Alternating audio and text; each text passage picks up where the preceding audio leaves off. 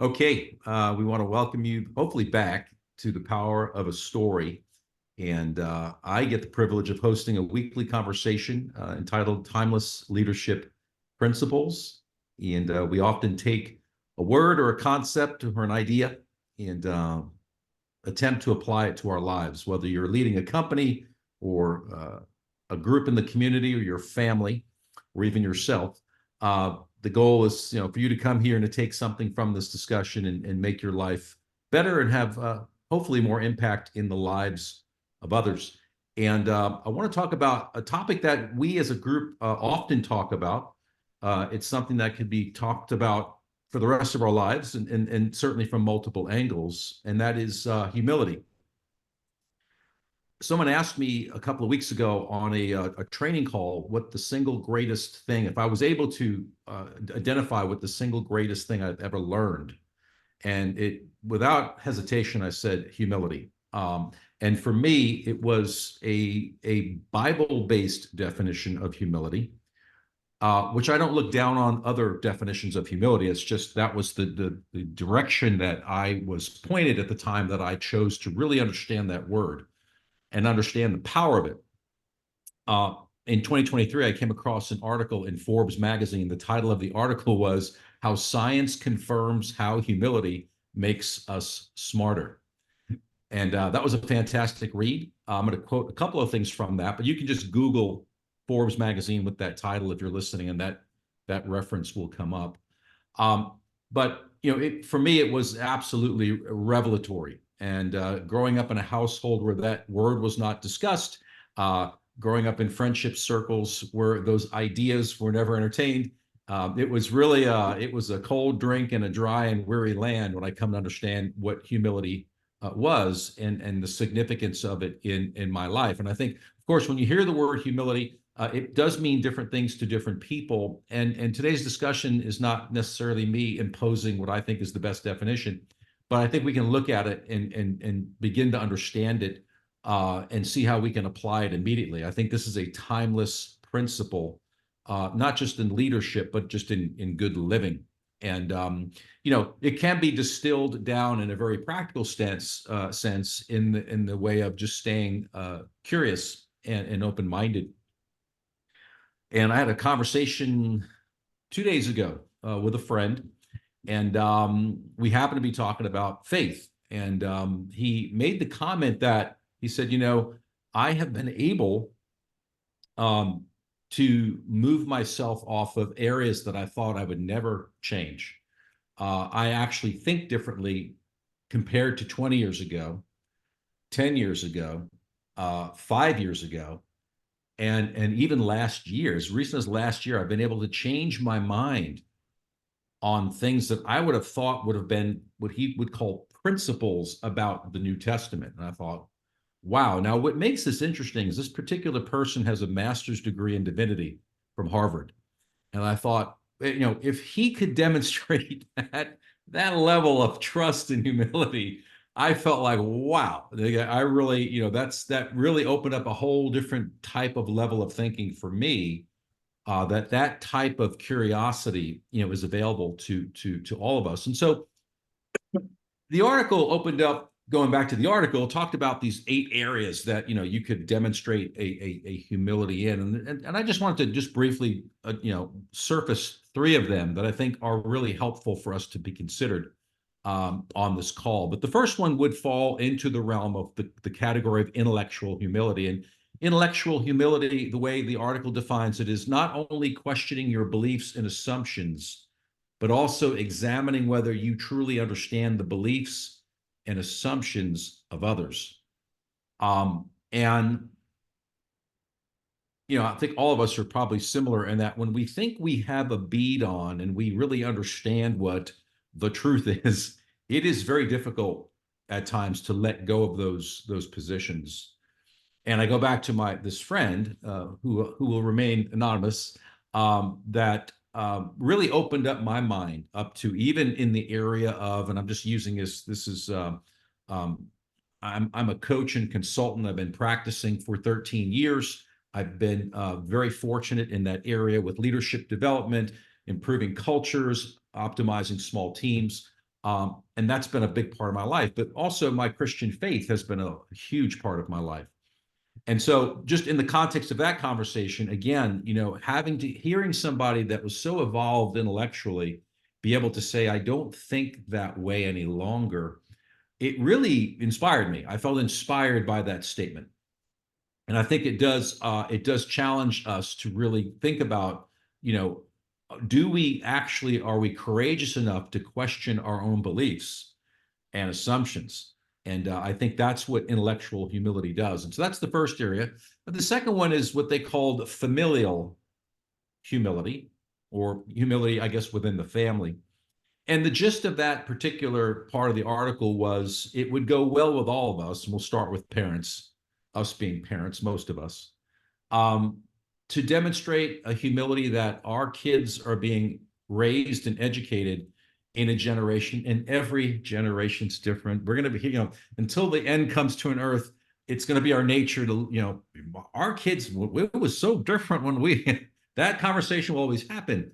But and my wife and I talk about this frequently, that when you think about kids that were born 15, 20, 25, 30 years ago, they are digitally native, meaning they grew up with a smartphone in their hand with the capacity to look up anything, see anything, experience a lot of things, unlike us. And so their world is much different than ours. And so anyway, the article just goes back to the idea that, how much humility are you able, even as a parent, to try to understand the world that your kids operate in. And for me, just by way of confession, it at times is a sticking point, and I will refer back to, the Tom Brokaw, greatest generation, when I think about the United States of America and the way culturally it was, and during the Second World War, and then after, and how things really changed in our culture, in our country, as we went into the Vietnam War era, and how that really just changed the complexion of our country in a lot of different ways.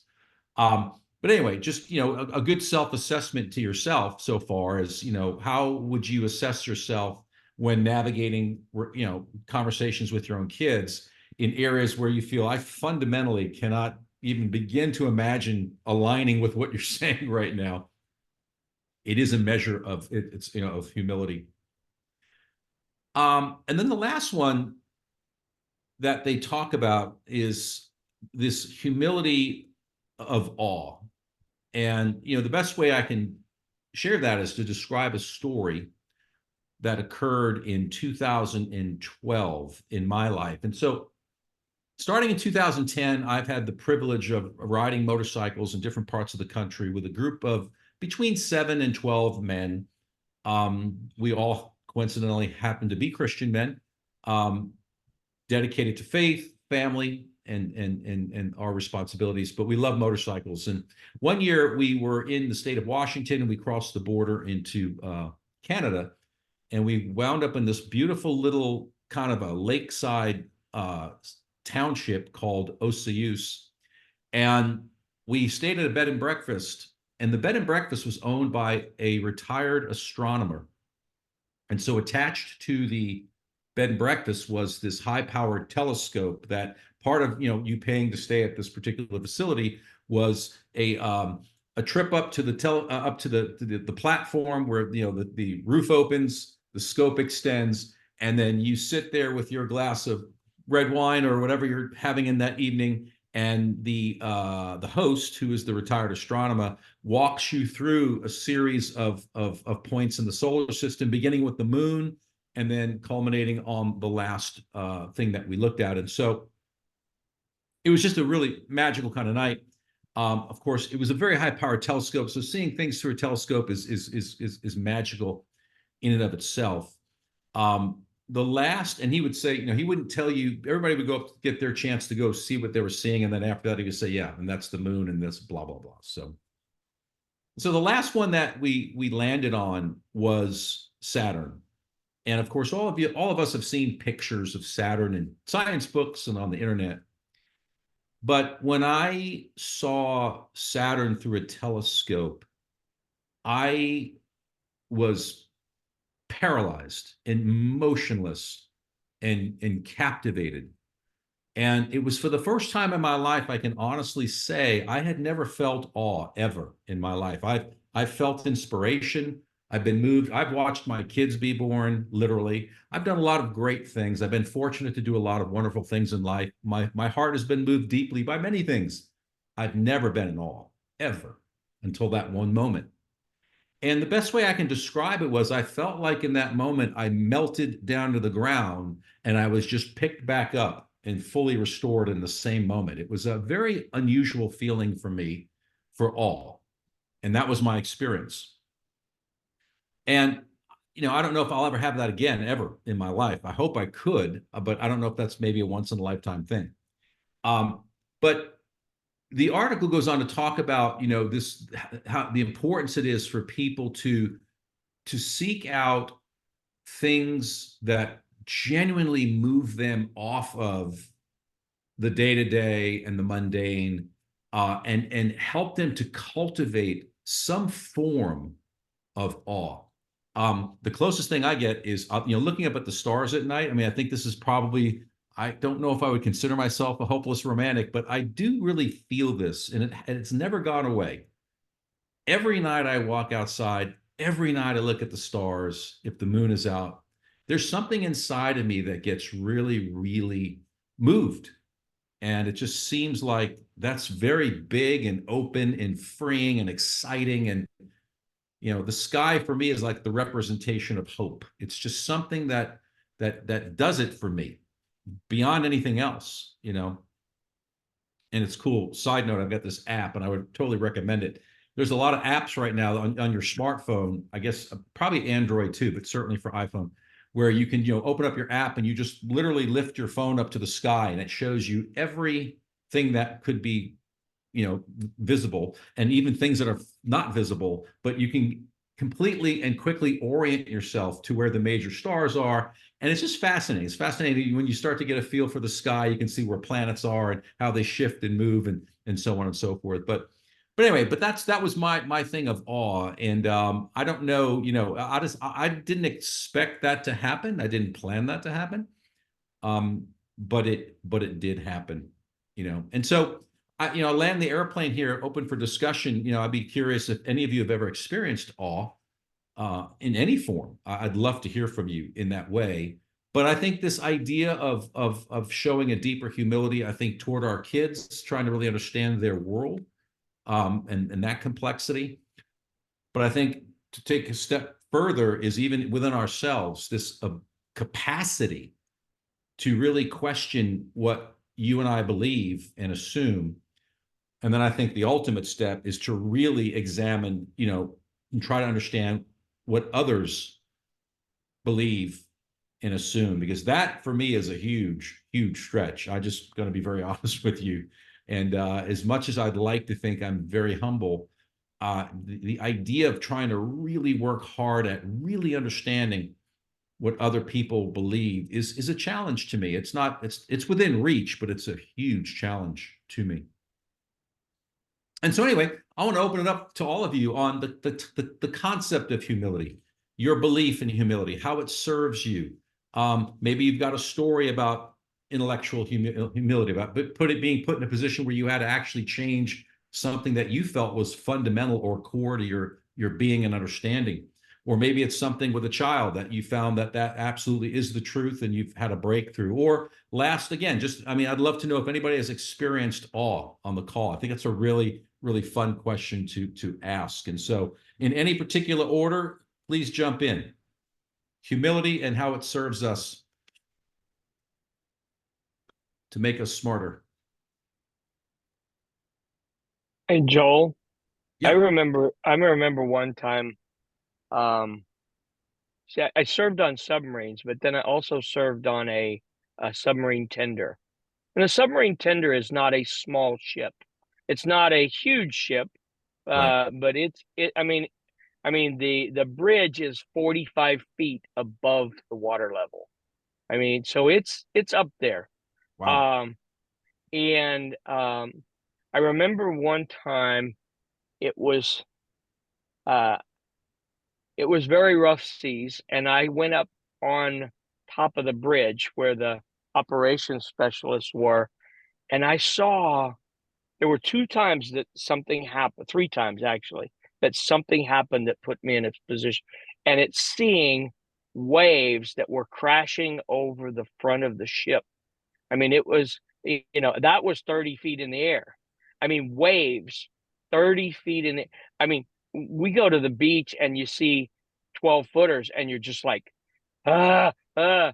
But I mean, something so big that and feeling so small and so tiny Yeah. and so absolutely like I couldn't possibly know much more than nothing, compared to that ocean. Another time, another time I was, it was just a very clear, smooth night at sea, and I was in the same place and looking up, and for everywhere I could see, it was a blanket of. I just didn't know there were that many stars. When you get away from light pollution, that Yep. there are that many stars. And then and just my insides were on my outsides. And there's this throwaway verse in Genesis, and it says, and he made the stars also. Just hmm, like and he made the stars also. It's like, whoof, they're there. And it's like, I mean, there's hardly room to see another star. I mean, there are places where stars are so bunched up that they can look like one star, and just that there are that many stars. And the other time, we pulled into Nova Scotia, and on one of my meditation verses, David said, I will rise at midnight and give thanks to the Lord. And that was a curious verse to me. Why would you wake up at midnight anyways? But he says, I will do that. And so I says, that's got to be something I can experience. And I went up. So I found myself this knoll in Nova Scotia where it was in the middle of the town. And I walked up there at midnight. I got off the ship, walked up there at midnight. It was dark, and I was on top of this knoll, and I just got on my knees and began praying and thanking God. I didn't pray for anything, just thanking him for everything there was. Hmm. And I felt this sense like you did, like you described, is like what's going on at midnight in any given city, in any given place in the world at midnight. That is the least thankful time of the day. People are in the midst of sleeping, they're in the midst of partying, trying to get that last few rounds in, and just reveling in all of these things. And it felt like I was the only person on the planet saying thank you to God at that time. And it was like, I mean, it was like I was all alone with God, and no one else was crowding in to try and take my space. And it was just felt so, it was so awe. I mean, those are some times that I remember deeply, that I was just so humility. I wasn't even hardly, I was so humble, I didn't even have the ability to get up to the level of humble. It's like just there. That's enough. I amble on, but it's just that idea. And then the last thing I want to bring it to this: when I realize what my staff and leadership, what my staff have to do to get up every morning and get to work, Hmm. I become awestruck what they go through. I have no idea what they go through, what the traffic was like, all of the things and worries and things, and they took the time to show up and work with me. I get pretty amazed at that. So I'll leave it at that. Good stuff. Thanks, Ron. Appreciate you sharing that, buddy. All right, Jim. I think Jim's got his hand up, ladies. Um, well, it's interesting what you said about uh, the your kids, right? The technology issue and that kind of thing. And um, I, for whatever reason, I mean, I was a very early adopter, I think, of technology. Um, and so, I mean, I had a computer in my house before my kids were ever born, that type of thing. And had a very early smartphone, all those types of things. And so I think I've been more connected with them, but I've also seen the difference with my spouse, who was, a resistor to technology. Right. And still to this day, from time to time, wants to know where that paper calendar is that she can, reference, or, wants to have an actual book in her hand, or, that type of thing. And so I do see sort of the difference between the two of us when we try to connect sometimes with the kids and that kind of thing. And, so it's pretty interesting in that respect. As far as the awe thing, right? I never thought that I would have that. I mean, and there's been certain things that I've done.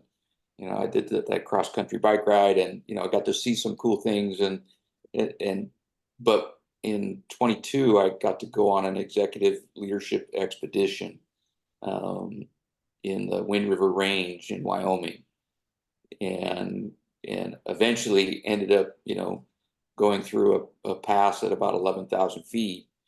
And so getting up to that point, there was this one place where, and the guides, they kind of knew it, right, where we would come out of the tree coverage into this, where all of a sudden you see what you're going to spend the next 3 or 4 days in, territory above the tree line, that type of thing. And just to see the nature of such was that moment, right, where I mean, I never thought I would see anything like that, that type of thing. And it caused the whole group just to kind of stop and stand there and look and, take it in.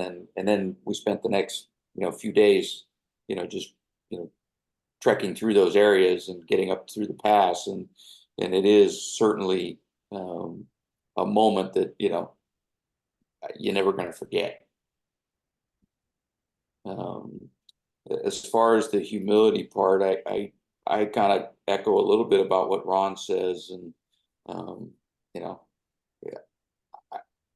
I feel that I've had a decent progression through my life, with some bumps along the way and things like that.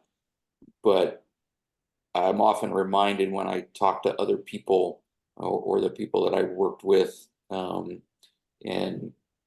hear some of their challenges, especially when you get into some things that people went through in their childhood, that I certainly never had to deal with.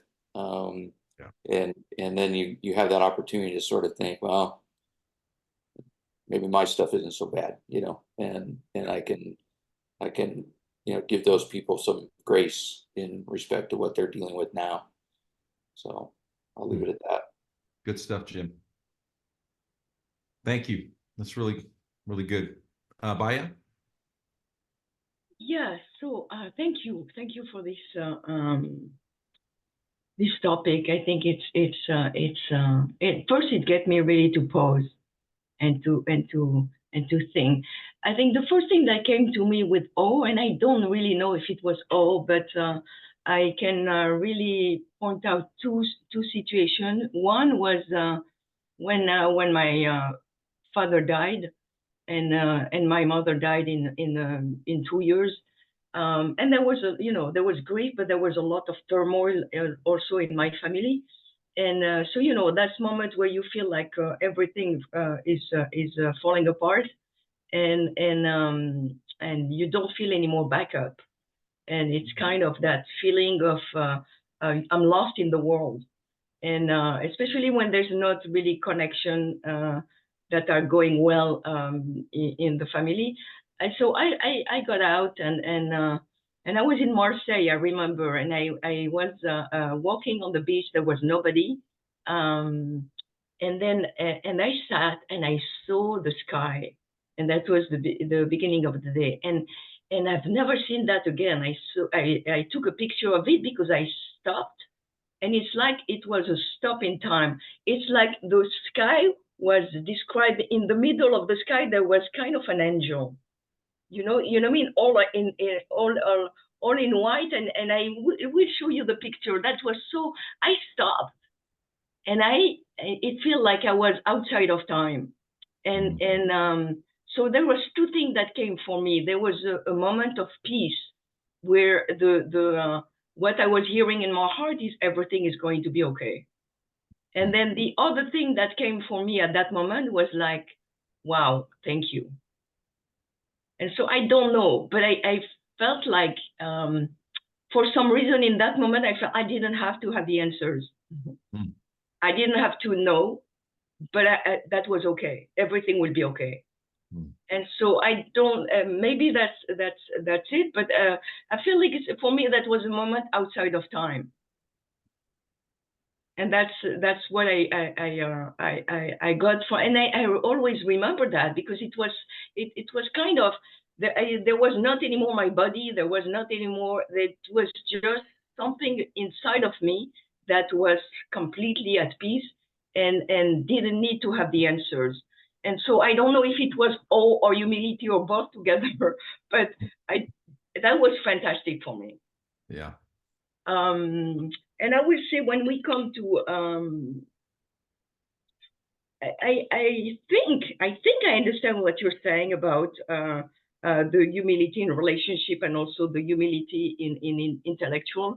I think relationship, I would say, one thing that really have opened my my work in an amazing way with teenagers is exactly technology.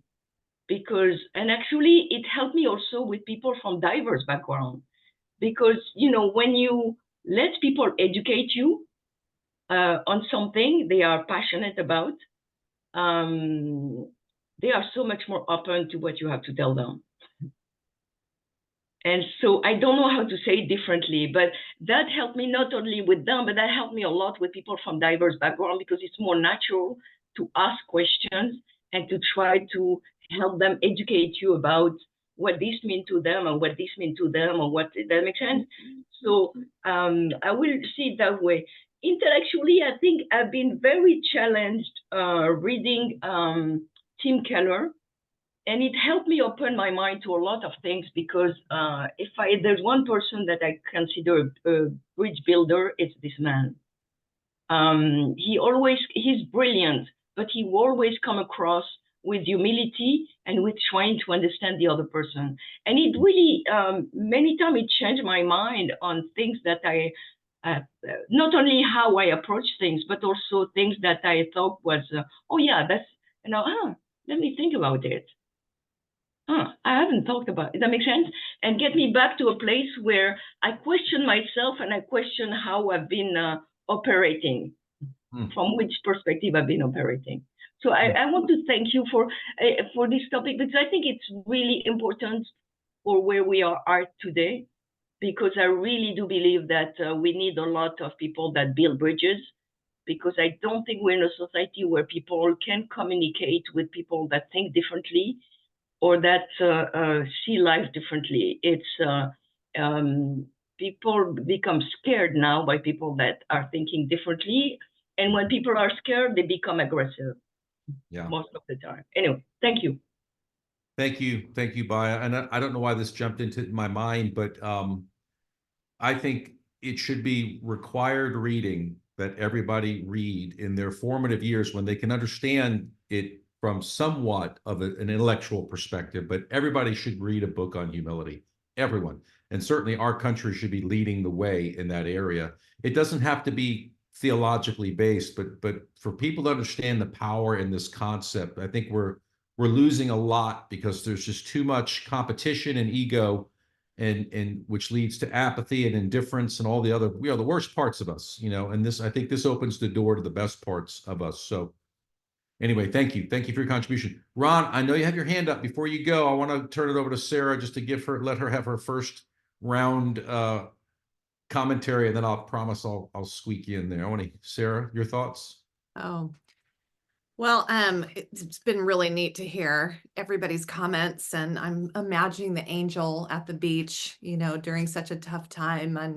And, You know, the things that are coming to me, the moments I think are definitely being in nature. I remember 2020 during COVID, John and I had a road trip. We went up to Yosemite and we were just having all these adventures, like trying to see all the bison, and we go on these side roads and we ended up finding a patch, like this whole herd of bison, and we just parked the car and just watched them. And they were just huge and magnificent, and they were rolling around and they were chasing each other. And like we really were, you know, maybe 20 feet from, some of them would come up kind of close.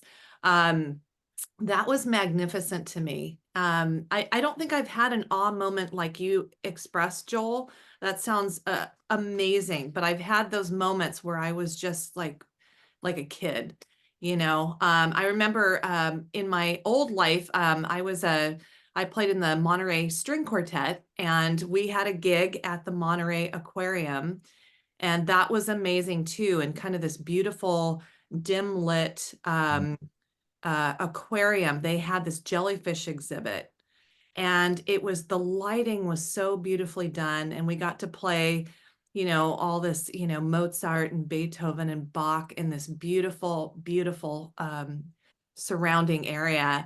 And I can't remember what, you know, benefit it was for, but the jellyfish, I've always hated jellyfish living in South Texas, but this, you know, they're in the cylinder, and it was just mesmerizing. So I think to be able to play this beautiful music with these, it was the most amazing musicians. It was such an honor. And to be in this exhibit, it was pretty cool. So that's kind of what came to mind when you shared that, Joel. Oh, thank you. Yeah, and I think we're using different words probably to describe the same thing. I mean, the words that I've chose to use were, I think, just reflective of how much I felt in that moment, which was a significant thing. And I think I said this specifically, but when you look at Saturn, you see the rings of Saturn, and it's almost comical. It's almost like a cartoon. It's hard to believe that that's what you're looking at, because it just seems so odd and unusual. When you see Saturn with its rings, it's unlike any other planet you'll look at. And I think in that moment I was caught up in the creativity and the uniqueness of that, and specifically as I attribute it to God Himself. It was just one of those moments for me. And I've tried to put the right language to it because I want to experience it. Each time I share that story, I feel like I feel it again, and I want to keep feeling it. And I think it goes back to what I think the author is saying here, which is that is good for your mind and heart and soul, is you want to feel awe as often as you can, because it does something good for you. And I think, but it has to be intentional. So anyway, but thank you, Sarah. Ron? Yeah, as we've been going through in here, I mean, Sarah said mesmerized. Yeah. I mean, things that, so, and then I had this word I wrote down right here on the paper, gobsmacked. The point that I'm so gobsmacked, I can't not pause. I can't not just take time to drink it in. And then I also go back in times where, and I'm sure all of you have experienced something that this one thing changed the way you did the rest of your life. And there were many one things that changed the way I did the rest of my life. And I was driving, and I was listening to an interview of Barbara Ehrenbeck, and she wrote the book Nickeled and Dimed on Not Getting By in America. Nickeled and dimed. And she was a journalist. She was given an old beater car, $600, and she had to go live. I think I'm making this up, but not. It's as I recall it. She had to go live in 6 different cities for a month. I mean, you imagine changing towns, having a broken car, not having much money, and she could call in a lifeline, but the idea was to get through that and then write of her experience.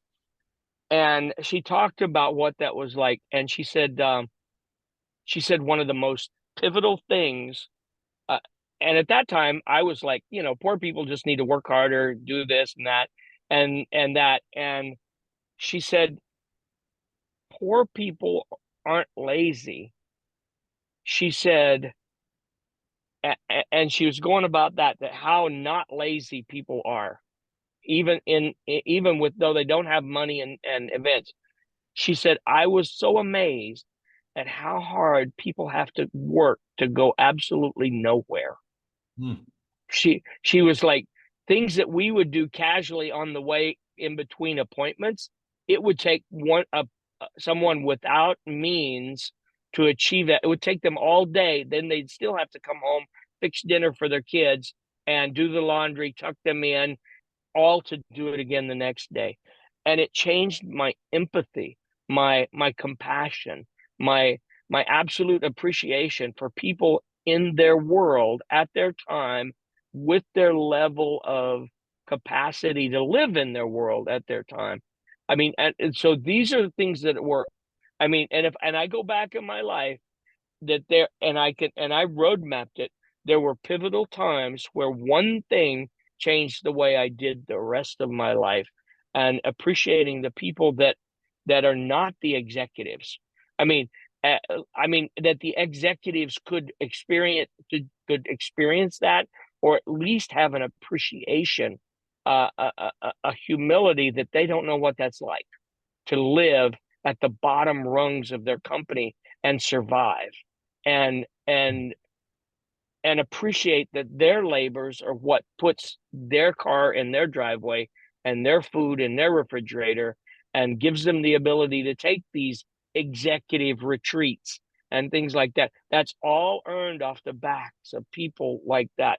And it changed the way I viewed the rest of my me. Yeah. Wow. Very well said, very, very insightful. I think there's a lot there to unpack, but you got my wheels turning. I know you got Jim's attention. Jim, I think he was talking about you, Mr. Fancy Pants, out there doing your executive retreats while the rest of us are slumming it, swinging for life, dear life. Well, I was fortunate enough to be able to do that when I was technically retired. Wow. I'm so glad you felt the need to defend yourself. I'm so glad you walked into Ron's ruse. I highly recommend the concept of an outdoor leadership or an outdoor expedition. They're very they're very and the organization that we were with, they do them all over the world, basically. Lots of different options. Yeah. I was just thinking, being awestruck at the people that work under us, that work in level. That to me was so awe-striking. Not to say they shouldn't go on their retreats. Those are great moments. But I tell you, a living undercover boss kind of thing, Well, and Ron, it's, let me see if I can put this in the right words. I think when we are having a really hard day, I think for us to go and like walk through a hospital ward, like a cancer unit, or to go interact with people that are really, really in a difficult place, whether it's medically or even, socially, economically, man, that does something to you. I mean, it really does. And that's why it's often said when, Americans and other first world countries go and they go, serve the poor, they really get more out of it than the people that are being served. I mean, yes, in that moment, maybe that person's getting a meal, but we're getting years of reliving an experience where we felt like, oh my gosh, like we've become more sensitive to their hardship and their pain and our fortune, which sometimes can leave people with almost like a survivor's type guilt, like, why us? And, it could easily be me. It's always that narrative of I could easily be in that place. And so anyway, so perfectly timed, Ron, as normal. And you started the session with humility. Yeah. Humility and awe, I don't think you can have one without the other. Right. It's true. I think you're right. I think humility at its greatest is awe. I think and I would say for the human soul, to go a step further, and this is just me sharing my faith with whoever's listening right now, I think humility in awe of God himself is probably the greatest thing we can ever becoming in contact with. But of course, that's through my lens, and that's my life. And that's not to say that there's someone here that doesn't believe in God, that hasn't experienced humility in an emotional way equally, or or in a more profound sense. So anyway, thank you, Ron. Sarah, and I want to give Ryan a shot. We're going to give you, but you got just a little bit of time, Ryan, because we want to respect the time of others here on the call. But if you'd like to unmic, the question to you is, have you ever been in awe of something in your life that really has kind of captured your full attention and allowed you to experience this really, really transformative type of a feeling because you were in awe of something? But I'll let you think about that for a second. I'm going to flip it back to Sarah. Sarah, I know you got your hand up. Well, I just appreciated what Ron just shared about, the person who just keeps going back to a life that may feel mundane, and yet the importance of their role. And it brings me back to that idea of, wouldn't it be amazing if we always showed great appreciation for people in those roles? Like really, really sharing that we see their value so hugely, and just the power and the empowering that can make that, these people, maybe society, has our own levels of what we think is successful. But if there was such a focus to really share with these people how important they are. So I love that you brought that up, Ron. Thank you. Yeah, and I would say this, Sarah, that's what I've grown to appreciate about you. I think that is what you are achieving in your community, in maybe an indirect way, but I think by you creating this community, giving people a voice, giving people an opportunity to interact, to be strengthened and healed and empowered, to a better future. I see you. That's what you are doing. So we want to definitely applaud you for that.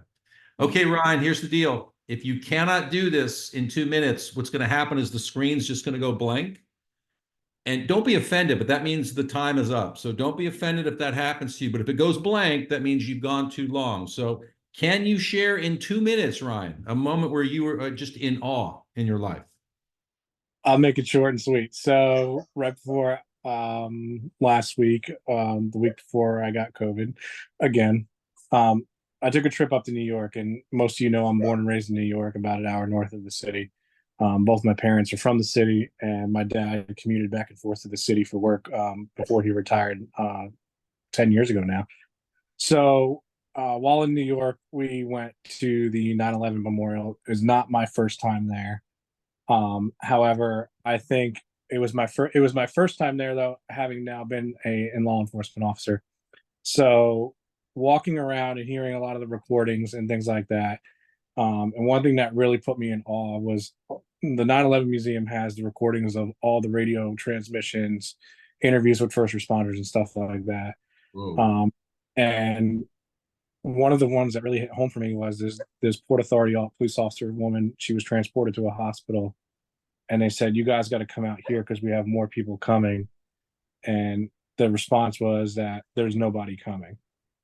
And the awe that just struck me as a professional was the sacrifice that these professionals put on that day, and just the thought processes of hearing that. And I was just complete shock, because it was really the first time that I could actually understand and process what those professionals and what everybody went through that day. So that was my awe factor most recently, I should say.